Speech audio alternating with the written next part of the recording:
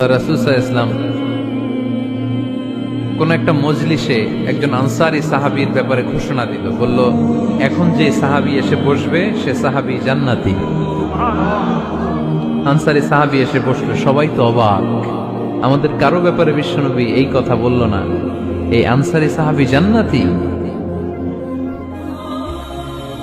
আবার কয়েকদিন পরে আরেকটা মজলিসে বিশ্বনবী আবার ঘোষণা দিলেন, এই মুহূর্তে এমন একজন সাহাবী এসে এইখানে বসবে, এই সাহাবীটা জান্নাতি।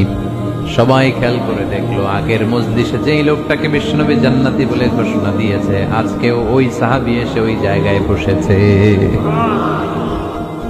তৃতীয় দিন আবার বিশ্বনবী বললেন, এখন একজন সাহাবী এখানে এসে বসবে, সে জান্নাতি। সবাই খেয়াল করে দেখলো, ওই সাহাবীটাই আবার এসে বসেছে। সবাই অবাক, কি আজীব, কি আছে এই সাহাবীর মধ্যে, যে সাহাবীর ব্যাপারে খুব বিশ্বনবী তিনবার ঘোষণা দিলেন যে সে জান্নাতি। সবচেয়ে বেশি অবাক হয়েছিলেন সাইয়েদনা আব্দুল্লাহ ইবনে আমর ইবনে আস। মনে মনে ভাবলেন, এটা তো চারটেখানে কোনো কথা না, বিশ্বনবীর অ্যানাউন্সমেন্ট। দুনিয়ার বুকে বিশ্বনবী তিনবার এই আনসারী সাহাবীকে জান্নাতি বলে ঘোষণা দিয়েছে, নিশ্চয়ই এই সাহাবীর এমন বিশেষ কোন আমল আছে, এমন বিশেষত্ব আছে যেটা আমাদের মধ্যে নাই। যেমন করেই হোক এই সাহাবীর ভেতরের সব খবর আমার জানতে হবে। সাইয়েদনা আব্দুল্লাহ ইবনে আমর ইবনে আস একবার পরিকল্পনা করে ওই সাহাবীর বাড়িতে চলে গেলেন, যে বললেন, ভাই আমার আব্বার সাথে কয়েকদিন ধরে ঝগড়া, আমার ঘরে থাকতে মন চাচ্ছে না, তোমার বাসায় মেহমান হয়ে এসেছি, যদি তুমি অনুমতি দাও তোমার বাড়িতে 3 দিন মেহমান হয়ে আমি থাকতে চাই। কয়দিন? শুনতেছেন? বুঝতেছেন? কষ্ট হচ্ছে না তো? ওই আনসারী সাহাবী বলে, আহলান ওয়া সাহলান, খুশ আমদেদ, এ আমার সৌভাগ্য, আমার মেহমান হয়ে আপনি থাকবেন, আসেন আমার ঘরে থাকেন, এই ঘরে আমি থাকি, আর এই ঘরটা মেহমান হিসেবে আপনারে দিয়ে দিলাম, থাকেন। এবার আব্দুল্লাহ ইবনে আমর ইবনে আস খুব ভালোভাবে ফলো করতে লাগলেন, কখন এই আনসারী সাহাবী কি করে। 1 দিন, 2 দিন, 3 দিন পর্যন্ত ফলো করার পরে সাইয়েদনা আব্দুল্লাহ ইবনে আমর ইবনে আস এমন কোন বিশেষ আমল এই সাহাবীর মধ্যে খুঁজে পায় নাই। 3 দিন গভীরভাবে পর্যবেক্ষণ, অবজারভেশনের পরে বিশেষ কোনো আমল ওনার চোখে পড়ে নাই। এবার 3 দিন পরে তো চলে যাবার পালা, ঠিক কিনা? এবার তিনি সোজা সাপটা আনসারী সাহাবীর কাছে যে ভিতরের কথা খুলে বলে ফেললেন, বললেন, ও ভাই, আসলে আমার বাবার সাথে এমন বড় কোনো ঝগড়া আমার হয় নাই যে কারণে বাড়ি থেকে বের হয়ে তোমার মেহমান আমার হওয়া লাগবে, আমি বিশেষ এক উদ্দেশ্যে এসেছি। কি উদ্দেশ্য? আব্দুল্লাহ ইবনে আমর ইবনে আস এবার বলতে আরম্ভ করলেন, আমরা খেয়াল করেছি 3টা মজলিসে বিষ্ণু ঈসা ইসলাম তোমাকে জান্নাতি বলে ঘোষণা করেছে, তাই আমি জানার জন্য এসেছি তুমি এমন কি আমল করো যে কারণে বিশ্বনবী ঘোষণা দিলেন যে তুমি জান্নাতি। কি এমন বিশেষ আমল আছে তোমার, আমার একটু বলো, আমি ওই আমল করে জান্নাতি হতে চাই। আল্লাহু আকবার। এবার আনসারী সাহাবী মুখ খুললেন, উনি বললেন, ও ভাই আব্দুল্লাহ ইবনে আমর ইবনে আস, এমন কোনো বিশেষ আমল আমার নাই, হালাল পন্থায় রুজি করি, ব্যবসা করি, নামাজের সময় নামাজ পড়ি, রাতে এসে ঘুমিয়ে যাই, ফজরের আগ দিয়ে উঠে তাহাজ্জুদ করি, সময় মতো জিকির আজকার করি, কোরআন তেলাওয়াত করি, কিছু দান সদকা করি, সবাই যা করে আমিও তাই করি, স্পেশাল কোনো আমল আমার জীবনে নাই। তবে আব্দুল্লাহ ইবনে আমর ইবনে আস, শুনে রাখো, একটা কাজ আমি প্রতি রাতে করি, হয়তোবা এই কারণেও বিশ্বনবী আমার ব্যাপারে এমন ঘোষণা দিতে পারে। আব্দুল্লাহ বললেন, ও আনসারী সাহাবী, কি কাজ তুমি করো? এবার আনসারী সাহাবী বলতে লাগলেন, প্রতি রাতে যখন আমি আমার বিছানায় ঘুমোতে যাই, আমি কারো ব্যাপারে কোনো রাগ, কোনো হিংসা, কোনো ক্ষোভ অন্তরে নিয়ে ঘুমাতে যাই না। ওই দিন যার সাথে যা হয়েছে সবাই রে মাফ করে দিয়ে মিটমাট করে একটা প্রশান্ত অন্তর নিয়ে আমি বিছানায় ঘুমাতে যাই। ওই দিনে কেউ আমার গালি দিছে, কেউ আমার বকা দিছে, কেউ আমার বিরুদ্ধে মিছিল করছে, উল্টা পাল্টা যে যাই করুক না কেন, আমি কিচ্ছু মনে রাখি না। আওবি ইলা ফিরাশি, আমি এমন ভাবে আমার বিছানায় যাই, ওয়ালাইসা ফি কলবি হিকদুন আলা আহাদ, এমন অবস্থায় আমি শুয়ে পড়ি যে আমার হৃদয়ে কারো ব্যাপারে আমার হৃদয়ে কোনো ক্ষোভ নাই, কোনো হিংসা নাই, কোনো অহংকার নাই, সব রাগ ক্ষোভ ভুলে গিয়ে সবাইকে ক্ষমা করে দিয়ে আমি বিছানায় ঘুমাতে যাই। এজন্য বিশ্বনবী এই সাহাবীকে তিনটা মজলিসের ভরা মজলিসের মধ্যে জান্নাতি বলে ঘোষণা করেছে। এই হাদিস থেকে শিক্ষা হলো, আমরাও যদি প্রতি রাতে বিছানায় ঘুমোতে যাওয়ার আগে সবাইরে মাফ করে দিয়ে মনের যত ক্ষোভ জ্বালা যন্ত্রণা আছে সব ভুলে যে বিছানায় ঘুমাতে পারি, এই সাহাবীর মতো আমাদেরকেও জান্নাতি হিসেবে কবুল করবে কে? পারবেন আজকে থেকে? বিছানায় যাওয়ার আগে কি করবেন? আজকে সবাইরে মাফ করে দেব। যে আমার উপর জুলুম করছে ওই বিচার আল্লাহ করবে। কে কি বললো ওটা দেখার দরকার নাই। কারো ব্যাপারে কোনো ক্ষোভ, কোনো তিক্ত অভিজ্ঞতা, জ্বালা যন্ত্রণা অন্তরে রাখবেন? রাখলে লাভ না লস? এটা আরো জ্বালা দিবে আমাদের, এটা আরো ভেতর থেকে কষ্ট দিবে। It will burn me inside, ভিতরে জ্বালিয়ে পুড়িয়ে শেষ করে দিবে। এগুলো বয়ে বেড়াতে চাই না আমি সব মাফ করে দিতে চাই। চিল্লায় বলো ঠিক কিনা? এজন্য আল্লাহ বললেন, আমার মুত্তাকিন বান্দাদের 3 নাম্বার বৈশিষ্ট্য, তারা অন্যের প্রতি রাগ ক্ষোভ অন্তরে পুষে রাখে না। অন্তরে রাগ ক্ষোভ জ্বালা পেলে পুষে রাখে না, বরং সবাইকে মুত্তাকি বান্দারা ক্ষমা করে দেয়। পারা যাবে? কি করবেন? ক্ষমা করব। কি করবেন? 3টা গেল, আর কয়টা? 2 মিনিটে শেষ করে দেবেন ইনশাআল্লাহ। মোট মুত্তাকিনদের বৈশিষ্ট্য কয়টা? হ্যাঁ, গেছে কয়টা? 1 নম্বরটা কি ছিল বলেন? মাশাআল্লাহ, সুখে দুঃখে, সুখে দুঃখে সবসময় দান করা। 2 নাম্বার রাগকে নিয়ন্ত্রণ করা। 3 নাম্বার ক্ষমা করে দেয়া। এই কাজগুলো যারা করে তাদেরকে আল্লাহ পছন্দ করে। আল্লাহ বললেন, ওয়াল্লাহু ইউহিব্বুল মুহসিনিন।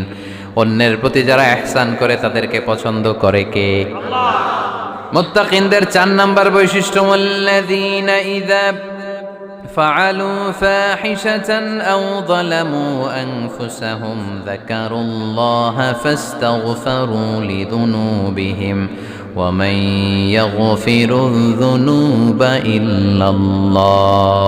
সুবহানাল্লাহ। 4 নাম্বার বৈশিষ্ট্য, মুত্তাকিরা যদি কোনো অশ্লীল কাজ করে, অশ্লীল কাজ হয়ে যেতে পারে না? যুবক ভাইরা, তোমাদের ওয়াজ, ভুল হইতে পারে। ভুল করে পরকীয়ায় জড়ায় গেছো, বিবাহ বহির্ভূত সম্পর্কে জড়ায় গেছো, খারাপ সম্পর্কে জড়ায় গেছে কেউ, অশ্লীল কাজ করে ফেলছে, ব্লু ফিল্ম দেখে ফেলছে, নিজের উপর নিজে জুলুম করে ফেলছে, ক্ষমার দরজা মনে হয় বন্ধ। হ্যাঁ, খোলা আছে না নেই? আল্লাহ বললেন, আল্লাযীনা ইযা ফাআলু ফাহিশাতান আও যালামু আনফুসাহুম। মুত্তাকিনরা যেহেতু মানুষ, ভুল তাদের হতেই পারে, ভুলের ঊর্ধ্বে কেউ না, ঠিক কি না? মুত্তাকিনরা যদি ভুল করে ফেলে, অন্যায় করে ফেলে, অশ্লীল কাজ করে ফেলে, স্মরণ হওয়া মাত্রই যাকারুল্লাহ, তারা আল্লাহর স্মরণ করে। They return back to their lord, তারা আল্লাহর দিকে ফিরে আসে, তারা পাপের জন্য অনুতপ্ত হয়। কারণ সবাই পাপী, কথা কন। পাপ করেন নাই এরকম আল্লাহর ওলি কারা কারা দেখি? পিছনেও নাই। পৃথিবী না জানো আমি তো জানি, পৃথিবী না জানো আমি তো জানি, আমি কি পাপ করেছি হায়। সবার জানা আছে না? পাপ আছে না নাই? আমার পাপের করলে বিচার, বাঁচার আমার নাই উপায়, দয়াময় প্রভু মাফ করো আমায়, মাফ করো আমায়। পড়েন আমিন। তার মানে মুত্তাকিনদের 4 নাম্বার বৈশিষ্ট্য, মুত্তাকিরা যদি কোনো পাপ করে ফেলে, যাকারুল্লাহ, সাথে সাথে স্মরণ করে কারে? আল্লাহ। অনুতপ্ত হয়, ফাস্তাগফিরু লিযুনুবিহিম, তারা তাদের পাপের জন্য আল্লাহর কাছে ক্ষমা চায়। ভুল আমাদের হতে পারে, সবাই পাপী, পাপীর ঘরের পাপী, ঠিক কিনা? আমি পাপী, আমার বাবা পাপী, আমার দাদা, আমার 14 গোষ্ঠী পাপী। কিন্তু পাপীদের মধ্যে বিষ্ণু বললেন শ্রেষ্ঠ পাপী ওই পাপী যেই পাপী পাপ করার পরে তওবা করে কার কাছে? মুত্তাকিদের ভুল হতে পারে, যেহেতু মানুষ যদি ভুল করে ফেলে তারা অনুতপ্ত হয়, আল্লাহর কাছে ক্ষমা চায়, কারণ তারা জানে ওয়া মাইয়া গফিরুয যুনুবা ইল্লাল্লাহ। মুত্তাকিরা জানে আল্লাহ ছাড়া ক্ষমা করার কেউ নাই। আমাদেরকে মাফ করে কে? ক্ষমা করে কে?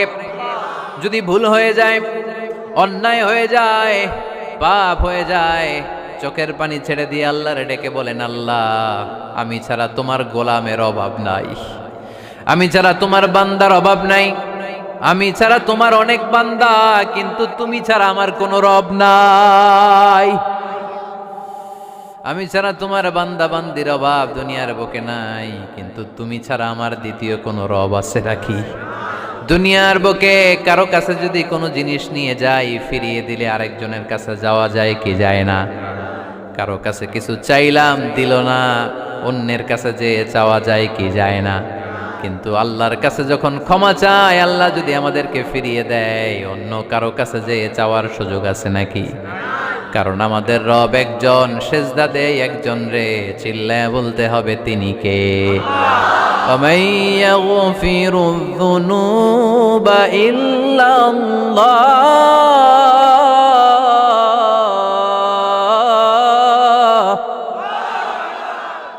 وَمَن يَغْفِرُ الذُّنُوبَ إِلَّا اللَّهُ। আল্লাহ ছাড়া গুনাহ ক্ষমা করার দ্বিতীয় কোনো মাবুদ আমাদের আছে নাকি? وَمَن يَغْفِرُ الذُّنُوبَ إِلَّا اللَّهُ। তিনি ছাড়া কে করবে আমাদের গুনার ক্ষমা? তিনি ছাড়া পাপ মোচন করার, পাপগুলো গুনাহগুলো ক্ষমা করে দেয়ার আর দ্বিতীয় কেউ। এজন্য আল্লাহ বললেন, আমার মুত্তাকি বান্দারা যদি ভুল করে ফেলে, অন্যায় করে ফেলে, আমার কাছে ক্ষমা চায়। আমার কাছে ক্ষমা চাইতে দেরি, আমি আল্লাহর ক্ষমা করতে দেরি হয়? তাহলে পাপ হলে, ভুল করে অন্যায় করলে ক্ষমা চাবো কার কাছে? চারটা গুণের কথা বললাম, কয়টা? চার নাম্বার হচ্ছে যদি ভুল হয়ে যায়, যদি অন্যায় করে ফেলি, ক্ষমার দরজা খোলা, আমরা সে আল্লাহর কাছে চাইবো, আল্লাহর কাছে ক্ষমা মাংনা করবো। চিল্লায় বলেন ঠিক কি না? এরপরে 5 নম্বরে আল্লাহ বললেন, ওয়ালাম ইউসিররু আলা মা ফাআলু ওয়া হুম ইয়ালামুন। তারা জেনে শুনে ওই পাপ বারবার করবে না। সুবহানাল্লাহ পড়েন। ভুল একটা হয়ে গেছে, ক্ষমা চাইলাম, সকালে খাদ্যে ভেজাল দিছি, বিকালে মাফ চাইলাম, আল্লাহ ভুল করে ফেলছি মাফ করে দাও। এরপরের দিন দোকানে যে আবার ভেজাল মিশাইলাম, আবার মাফ, এরপরের দিন আবার মাফ, আল্লাহ মাফ করবে? সকালবেলায় ওজনে কম দিলাম, বিকালে মাফ চাইলাম, আল্লাহ ভুল হয়ে গেছিল ক্ষমা করে দাও। এরপরের দিন দোকানে যে আবার ওজনে কম দিলাম, আবার রাত্রিবেলা মাফ চাইলাম, তারপরের দিন আবার কম দিলাম, আবার মাফ চাইলাম। এরকম করলে মাফ করবে নাকি? ওয়ালাম ইউসিররু আলা মা ফাআলু ওয়া হুম ইয়ালামুন। জেনে বুঝে ওই পাপ কাজ আর করবে না। কালে ভদ্রে দুই একবার ভুল অন্যায় পাপ হয়ে যেতে পারে, কিন্তু মুমিনরা কি ওটা কন্টিনিউ করে? মুত্তাকিনরা কি ওটা বারবার চালিয়ে যায়? বারবার চালালে এটা আল্লাহর সাথে গেম খেলা হয়, ঠিক কি না? সকালে আল্লাহর কই একটা, বিকালে আজকে একটা, কালকে এমনটা করা যাবে? এজন্য আল্লাহ বললেন, আমার মুত্তাকি বান্দাদের 5 নম্বরে বৈশিষ্ট্য হলো ওয়ালাম ইউসিররু আলা মা ফাআলু ওয়া হুম ইয়ালামুন। ওয়ালাম ইউসিররু, তাফসীর ইবনে কাসীরে এর তাফসীর এসেছে ওয়ালাম ইস্তামিররু আলা মা ফাআলু ওয়া হুম ইয়ালামুন। জেনে বুঝে যেই ভুল কাজ করে ফেলছে এটা বারবার করে না। এজন্য বারবার করা যাবে? মাফ চাওয়ার পরে ওই কাজ আর করব আমরা? এই 5টা কাজ যদি করি তাহলে মুত্তাকিদের কাতারে আমাদেরকে উঠায় দিবে কে? এজন্য আল্লাহ বললেন, উলাইকা জাযাউহুম মাগফিরাতুম মির রাব্বিহিম ওয়া জান্নাতুন তাজরি মিন তাহতিহাল আনহারু খালিদিনা ফিহা ওয়া নি'মা আজরুল আমিলিন।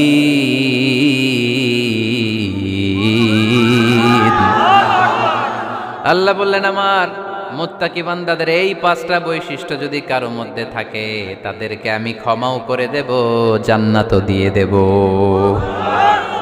ডানে যাব না বায়ে? আরো জোরে, ডানে না বায়ে? ডানে আছে ক্ষমা আর জান্নাত। ডানে কি?